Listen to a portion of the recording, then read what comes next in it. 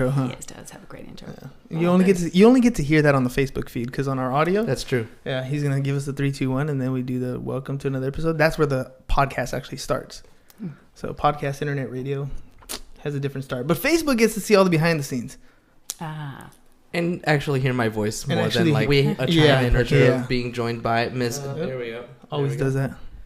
It's because that's how it starts. So he monitors the live feed and Yo, Tim Barker, better text Tim. Better text Tim. He's one of our agents. He's been on the show. Oh, hi Tim.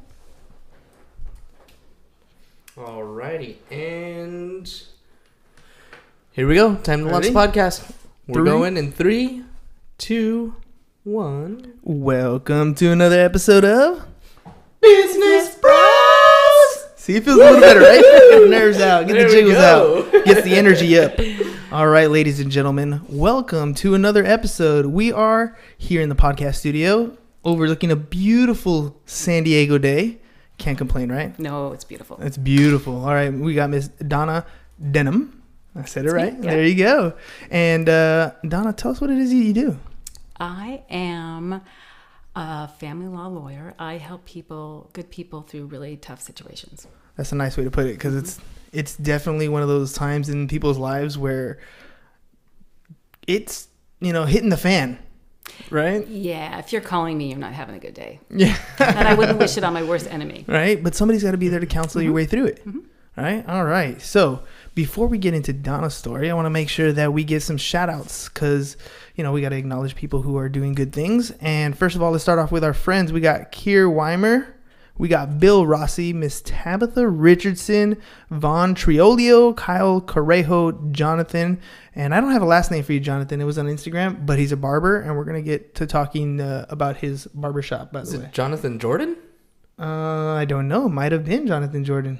But we will see. All right. And it was on Instagram, no name. So, and then we have our congratulatory sale. Yeah, tell us about that. Drum roll. 3 escrows. Ooh. 3 escrows. One's in Script Ranch, Mira Mesa, and Rancho Bernardo. Jamal Johnson. Keep crushing it, Nice. brother. Jamal Johnson with 3 escrows? 3 escrows closed. Dang. Amazing. All right, here Check you go. that Here's guy the out. card.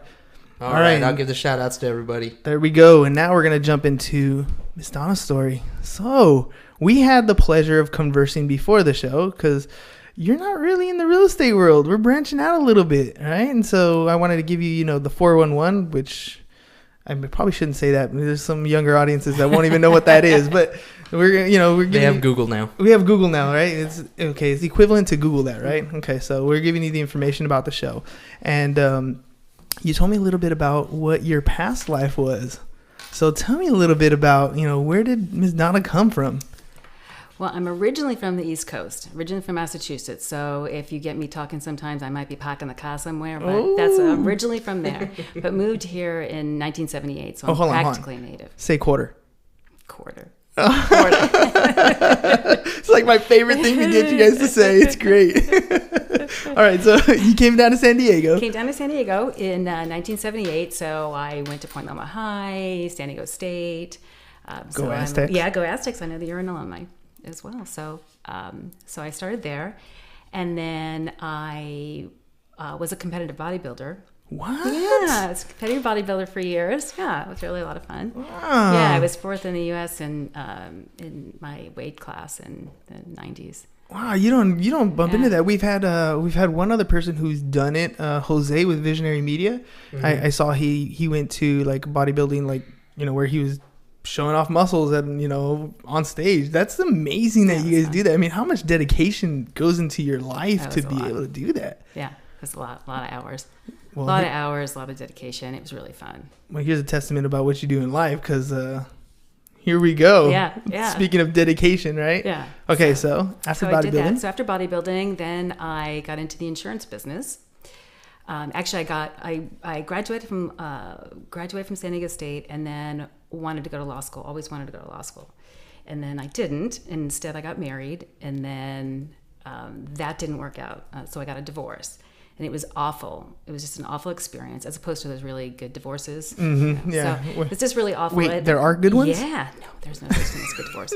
Even if it's amicable, it's always just a hard thing. So, so I got a divorce, and then I was working as an insurance agent, property and casualty, and I just always wanted to go to law school. And I finally thought, you know what, I want to be a lawyer, and I want to only practice family law, and I want to help people have a better experience than I did, and help people through a bad time. Yeah. I mean, it's funny how when we drink some sour milk, we kind of want to make sure nobody goes through the same process. So I can relate to people. Yes. I can relate to what it's like. It's not a fun experience. So I had a house in Scripps Ranch. So I sold everything. I quit my job. I sold my house, and then I thought I wanted to move back to Massachusetts to practice law, to go to law school. I went to law school in Massachusetts for my first year, and then spent a winter there, and thought, oh, okay, this is not what I remember. Didn't remember it like this. Although having some snow days was kind of fun. And then I was out here on winter break, and it was, December and 70 degrees. And I thought, okay, I flew back to Logan Airport, and it was a blizzard, and 2 hours to my apartment. And I went, I think I'm going to transfer back. Yeah, I think San Diego's the place to be. Yeah, so I transferred back to Cal Western. That's when I finished up at Cal Western. All right, so take me back, though. You went through a hard time. All right, you decided to get married instead of pursuing your dream of going to law school. Didn't work out. What's it like to now be, I don't want to say set free, but now you're going to make a decision to pursue your dream? Walk me through what you were feeling then.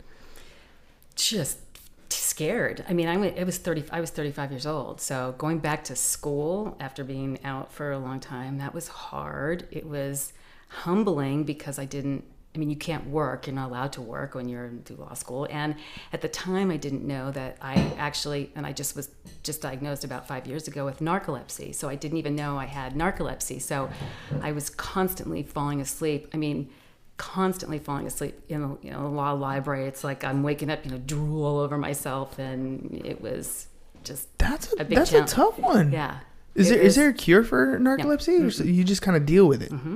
That's tough. I mean, yeah, it's a neurological disorder, and there's just no cure for it. So you thought maybe it was the material that was putting you to sleep, then turns out it was something else. Yeah, turns out it was exactly. So Wow. It was so that was humbling, and I just had to keep pressing through, and I didn't know at the time what was wrong. I just thought, oh, why can't I stay awake? Yeah. And if you have narcolepsy, it's like if somebody doesn't have narcolepsy, it's like being awake for 24 to 48 hours. So if you've ever been awake for 24 to 48 hours, it's exhausting. You think of it, what's my name again? That's something. Sure, it affects your cognitive functioning and all that. So it was a pretty good challenge. So you had, on top of learning law and then passing the bar, you had to deal with that struggle. And it took me 3 times to pass the bar. Well, I rarely hear anybody who takes it the first time. It took me 3 times to pass the bar in California, and then fortunately, when I took my specialist exam for family law, I only took it once. Yeah. So I told my husband we're not moving ever because I'm never taking another bar exam. What a grueling process it already was, right? Right. Okay, so you just, that was a big leap. First of all, just to go out and do that, 35 years old, and just essentially starting life over again. But at least you had to focus on what it is you wanted to do. So you go to law school, you finally pass the bar exam. Then what? Then I wanted to get some experience in family law, so I did a lot of volunteering. I did the YWCA legal advocacy program. That was all for free, all voluntary. And then I worked in the domestic violence restraining order clinic. So I tried to get as much experience as I possibly could while I was looking for a job.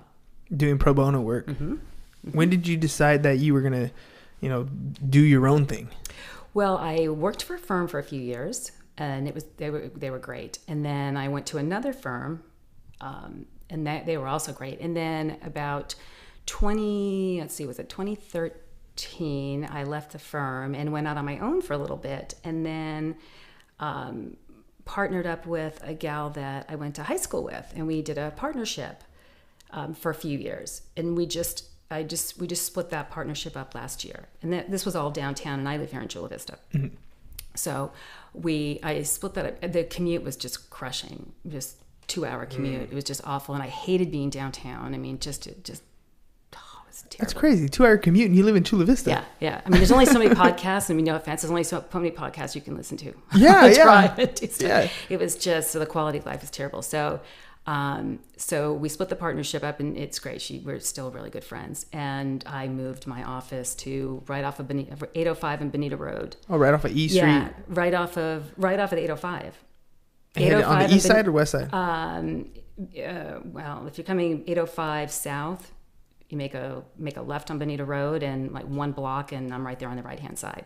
By the car wash. Right after the car wash. Right after the car wash. Yeah. Okay. It's this nice little round building, Spanish building. It's really great. It's not, I mean, I've got free parking. I know that building. Yeah. How do you know that building? That was where we signed our very first escrow when we bought that house in Pedigo. Oh, yeah. It's a great building. It has a great, and I wanted something that was more of a not an office-y type spot more. I mean, it's got to be a relaxing vibe. Yeah, you open up the doors in my office, and there's a courtyard that has a fountain, and I've got a little couch in my office, and because it's people's lives, and so I didn't want something that was really sterile and all that. And then I have my little 2.5-pound Chihuahua, which I almost was going to bring Olive, my little service dog. She's my little service dog. Yeah. Keeps you awake? Yeah. Yeah. She's trained by a Golden State Service Dog, so shout out to Michelle on that. And wow. Yeah, and she's a rescue from Long Beach. Live Up Animal Rescue was the Emily, and Live Up Animal Rescue is where she came from. So yeah, she was the runt of the litter, and so but she's your little miracle. She's my doll. Yeah. All right. Yeah. Let's work this back a little bit. Okay. So you're going to law school. You're starting to look for a job. You're doing pro bono work. How are you surviving? I was living with my mom. Yeah, my mom, who is really great. She was the one who said, because I said, "Oh, Mom, I don't know if I should go to law school. I'm 35," and she said, in 3 years you'll still be the same age, so why not do it? So instead of taking out a whole bunch of student loans, she said, come move back here with me and stay with me. So she's still in Point Loma, so that was really helpful. Yeah. Yeah, so that's tough. There's a lot of people who, getting a law degree is much different than getting a real estate license. I'll tell you that much, just in time frame and price alone. Oh yeah. But once you decided to go on your own, what was that like? Partnering up with somebody and saying, okay, we're now not only are we practicing law, but we're a business. We need to acquire customers. What were some of the struggles that you saw early on? I think it's probably the big struggle is just the cost of how expensive it is for people to get divorced. So it's just a matter of wanting to be able to help people. You still have, certain things that have to be done and how long it's going to take. And there's not a lot of people who can afford that, sometimes. So it was really getting out. Do you advertise? Do you do, your best customers, if you want, your best clients come from referrals from people that you've helped in the past and that sort of thing. So that's really I think that's the big struggle. How much, do you advertise? Do you do this? And there's all kinds of rules and regulations when you're a lawyer and as to what you can advertise and not advertise and that sort of thing. So really, yeah, oh yeah, it's probably strict. It's probably why we see so little advertisement of lawyers. Very specific. You see a billboard, maybe. You see park benches, maybe. Their commercials aren't very good because they're just a bunch of disclosures. Right.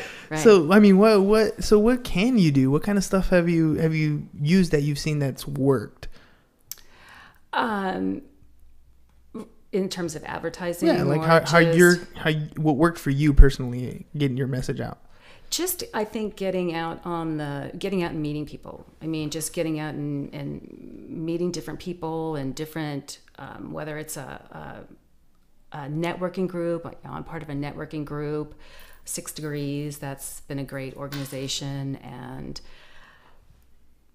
posting stuff on your maybe blogging or posting stuff on your Facebook account or that sort of thing. Just really trying to educate people. I mean, it really is. My goal is to educate people on the law, and then you decide, hey, here's what I want to do, because it's ultimately your decision. I'll tell you, I mean, we can litigate anything. Mm-hmm. I mean, we can, someone might say, well, I want that couch. Okay, well, we can litigate you're going to get that couch. It's going to cost you $5,000 to litigate a $500 couch. Do you really want to do that? Is it worth it? Yeah, and it's not. And some people think, oh yeah, I don't care, I'm going to do it. But I know what happens on the back end. And you're not going to be happy even if you win. Mm-hmm. And so I really try to keep that, the honesty about what's happening. And I'm really I really try to settle cases.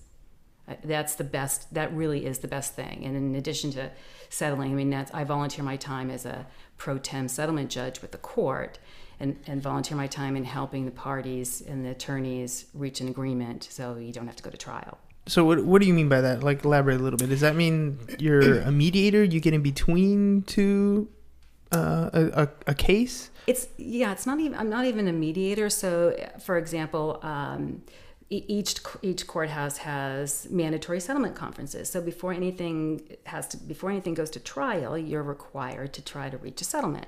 So what'll happen is the court will set a settlement conference, and you'll have the attorney and their client, and the two attorneys and their clients, and then I'll say, okay, I'm going to volunteer on this Friday in South Bay for 4 hours from 9 to noon, or 8 to noon, or whatever, 8:30 to noon.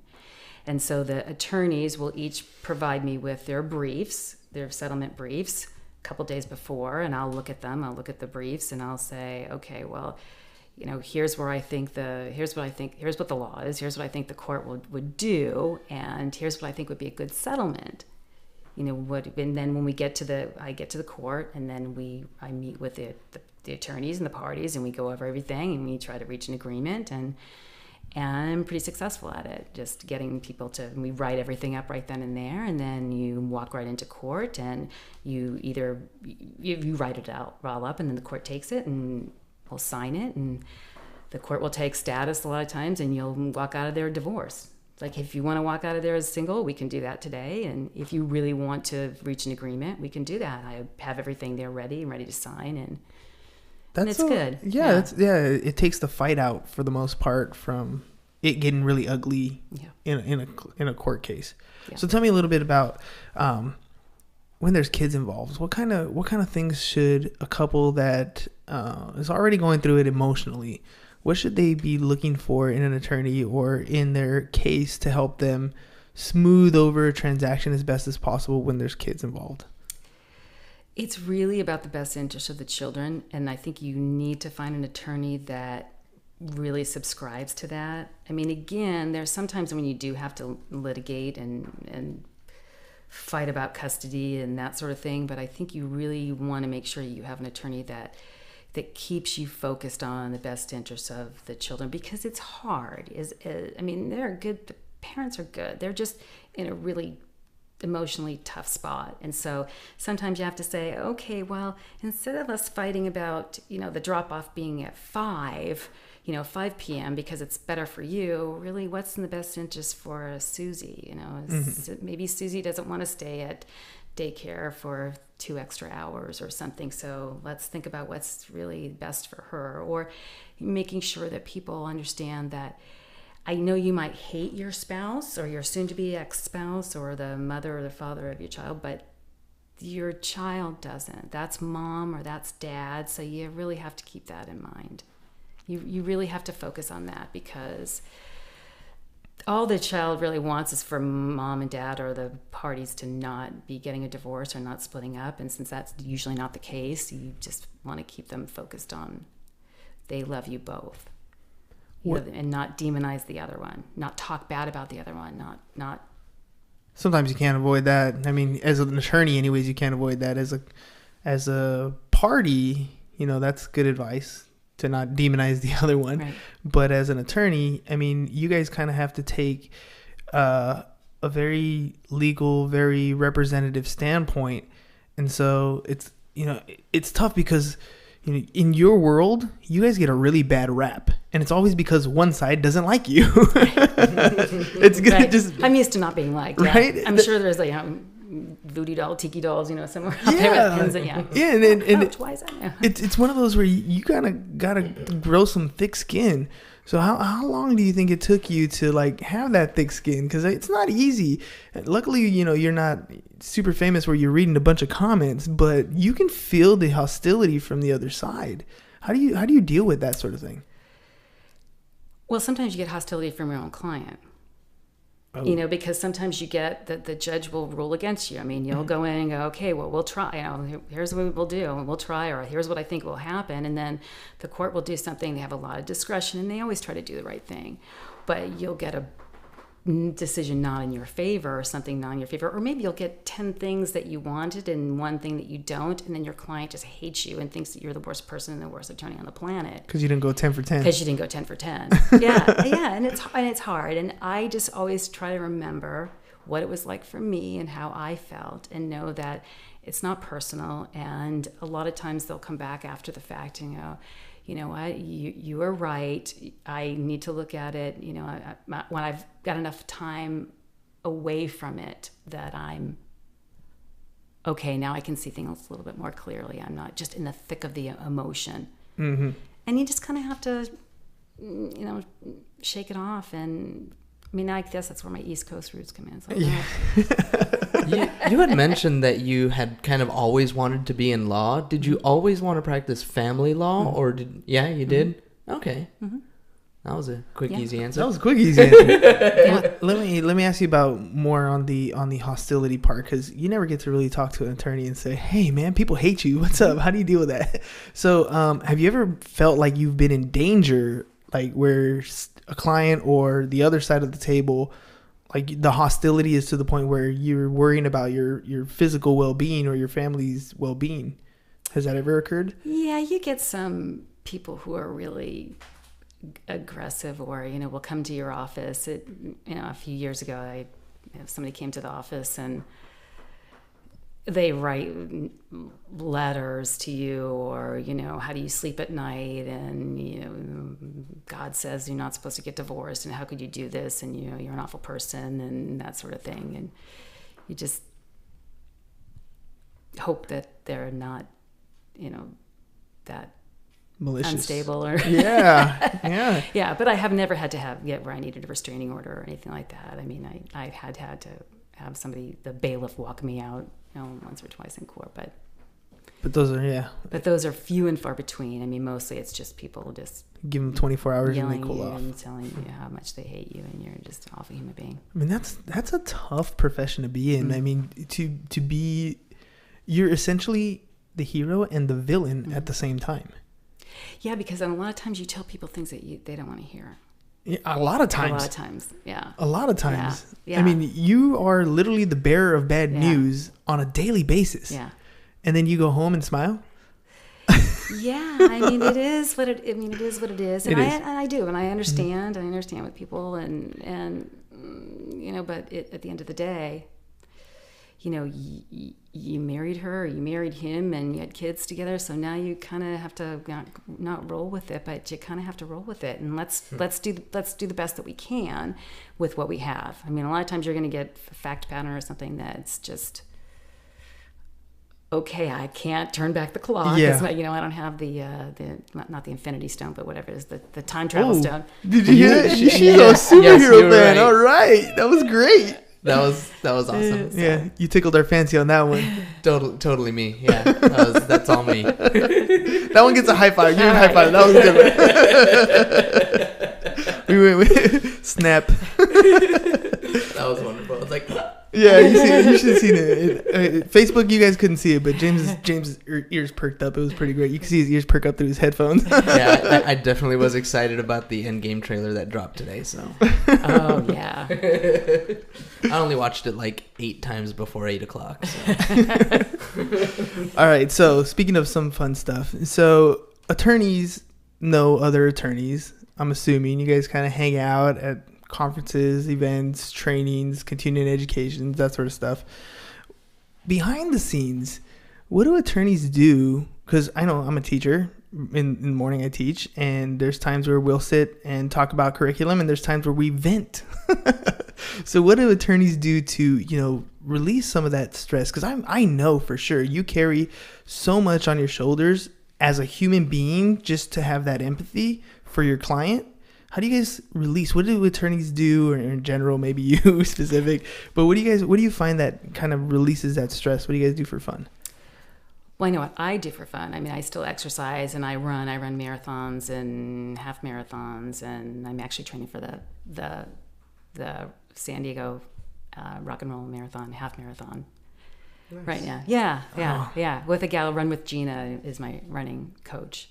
She's awesome. So I do that to keep myself sane, and I do my running and my workout in the morning, so I'm up really early. So you do that, and then. So you have a specific schedule that you go through on a daily basis? Mm-hmm. Can you tell me a little bit about your schedule? When I wake up? Yeah. I wake up and I look at how many miles I have to run in the morning, and so I'll run, and then I'll do my workout, and then I'll get dressed and get to the office. And wait, run is before the workout? Yeah. Oh, yeah. See? Yeah. So I'm up early. I'm usually up by 5. Oh. Yeah. Another 5 a.m.? Another 5 a.m.er. Mm-hmm. All right. But anybody we talk to that has success at their business, we're always curious about what their schedule's like, what their morning routines are, what things that they do on a regular basis, because you find a lot of similar things amongst a number of fields of people who are successful in whatever it is they do. And so, waking up early is one of those things, exercising in the morning. Mm-hmm. What do you do, James? What do we call them? Motivations? Your affirmations, meditations. All these different types of morning practices. So I was curious, as an attorney, I mean, how much exercise you do is incredible. I'm not a runner. This one over here, he's the running fool. He likes to run. Nice. But me, I do it, but I don't do it willingly. So, all right. So you wake up 5 a.m., you work out, you run. What else do you do before you head out to work? That's pretty much it, because the night before I've already written down my 6 things that I want to do, that I want to get accomplished tomorrow in the morning, the next day. So I do that. And so I do my exercising, I do my running, and then I'll head to the office is usually what I do. I mean, so I always try to get to the office between 8:30 and 9 o'clock. And now that I don't have a 2-hour commute. Makes it so much 10 easier. 10 minutes, yeah. Yeah, because you're in Chula Vista, so you're coming right up the freeway, you're ready to rock and roll. Mm-hmm. All right. Mm-hmm. And then, so at work, how much of your time do you spend in the actual, litigation or going over files, and how much of your time do you spend in customer acquisition or client acquisition? In terms of percentage, that's a really good question. I guess I should probably have that information, because it really varies according to, if I've got something really big coming up, a trial or something like that, then more of my time is going to be spent on that. Or, I might be working on some marketing and the phone rings. Oh, she won't drop off the child, and it's supposed to be my day. Really, it's supposed to be my day, and what do I do? And here's the order. And so then I'm on the phone, the opposing counsel. Hey, here's the order. She's not dropping off, whatever it is. And so before I know it, 4 hours have gone by, and oh, wait a minute, now I've got to go back to what it was that I was trying to do. So that's the thing with family law. You get a lot of emergencies when you have custody. Yeah. Not everything. Well, for them it is. For them it is. But you know what, though? When you say that, the fact that you're helping them out and handling that, I think that's where your referral base comes in. So, yeah, part of your day is, handling those situations. But I think the other part of it is those people, as much as, you have one raving fan versus one sworn enemy, the fact that you help them do those things and get those answers to them and solve their problems, I think that essentially is a lot of your marketing, right? Because you, like you said earlier, you're limiting yourself to the dollars that you can spend in the ways that you can spend them. Right. So you can only really do those things. Well, and the big thing people complain about lawyers is, the lawyer never calls me back. Mm-hmm. Nobody, I'm called the lawyer, and I never know what's going on. Or if I talk to a potential new client, well, what did the lawyer say? Well, I don't know. The lawyer didn't explain it to me, and I take painstakingly. I want to make sure that I'm always talking to the client, or if somebody calls, because it's important, it's their child, it's their life, it's their, oh my God, he hasn't paid the mortgage, we're gonna get evicted, whatever it is, and they need to be able to talk to somebody. So if somebody calls, I really try to always be available to pick up the phone, whether it's a potential new client or my client, whether it's by phone, by email. I forward my calls if I'm not at the office, and I really want people to be able to reach me and do that. So I think that's been the reason why it's been more of a referral base, that sort of thing, because people are really appreciative. Even if you just take 10 minutes to call, if somebody's calling, and I got a call yesterday, somebody was driving and just happened to Google me and called, and I have a question. I spent 15 minutes on the phone with him. Did he retain me? No. Did he need a lawyer at that point? No. I just told him, and here's the situation, and if this happens, then you know where to find me, call me back. Yeah. Here's where I am, and people are really appreciative of that. It doesn't take that much. It's not a big formal thing. It doesn't have to be a big formal thing. Just understand people are people and need some help. Yeah, what you're describing is a perfect testament of what we always say. I mean, our number one rule in business is to be of service to others. I was talking to the real estate marketing dude earlier today, and we were talking about leading with value. And it's one of those concepts that I knew existed, but I don't think really came into play until we started doing the podcast. So we can bring in someone like yourself. We can focus the attention solely on you, give you everything you need as far as marketing material, as far as content, give you a platform to talk about you. And that's the value that's coming in, which is the reason why you're like, okay, I'm going to go on these guys' podcasts that I've never even met, that hit me up on the phone, right? But it's because we're leading with value, and it's the reason why the next question that I'm going to ask you is who you're going to tag on the podcast for the next episode. It's the reason why that you're willing to do that, because we lead with value. And I think that transcends every business. Doesn't matter what you're in. Even an attorney who has people that don't like that person, there are people on the other side that love that person because of the service that you provide. So, thank you for being on the show. We really appreciate it. See, I told you half hour runs fast, right? I know. So that's quick. Great. That's great. I know. Well, that's the reason why when I listened to your podcast and knew how you operate. I mean, that's important. It's important. Oh, absolutely. Absolutely. So, do me a favor. Tell the camera how they can get a hold of you should they need your services. You can call me, the old-fashioned way, 619-271-7636. You can send me an email, Donna@denhamfamilylaw.com. You can check out my website, denhamfamilylaw.com. You can find me on Facebook, denhamfamilylaw.com, or Facebook, Denham Family Law. I think that's pretty much it. About it. Or you could see me running around the streets of Chula Vista.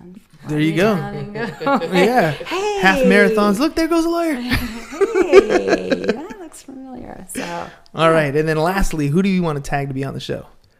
I would like to tag my husband, Gary Denham. There we go. And what does Gary do?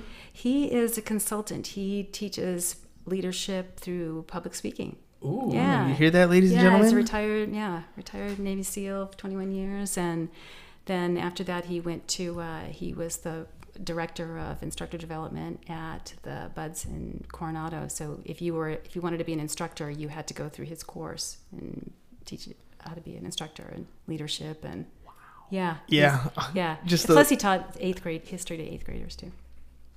So that's going to be a huge wow. Yeah. We're going to look forward to that one. He's got an interesting, And you got a little pool, so you can tell them, hey, it was cool. It was fun. It was easy. There you go. You can come over. Come over for a swim. There you go. Yeah. All right. Well, thanks again for being on the podcast. Really appreciate it. Yeah, bunch of great, useful information. Thanks for having me. Really, I really appreciate it. Oh, of course. And this then is great. Thanks for letting me ask you some tough questions. Like, people don't like you. It's not always the easiest thing to talk about, but appreciate it anyways. All right, ladies and gentlemen. By the way, if you have a problem getting a hold of her because you don't have a phone, it's in your pocket. It's that thing that you go on the internet with. It's still a phone. It works. You guys can always hit me up, hernan@csfirst.com. My telephone number is 619-884-4915. Or for all your insurance needs, james@csfirst.com, 619-884-0045. Or on our social medias, @Business Bros Pod. That's all we got for you guys today. Peace. Bye-bye. And I'm out. See? Easy peasy, right? Wow. Facebook, thank you very much. We love you guys. Thanks everybody for hopping on. Jake, Matt, Nadia, Yuritsa, Mike, Austin, the wife, Of course, the wife. Oh. and always, And always, Mom. Mom. Aw, Love you, Mom. That's awesome. All right. And that's it. Easy Oh, peasy, right? wow. Wow, you guys are great. Nothing to it. And then this How'd I is do?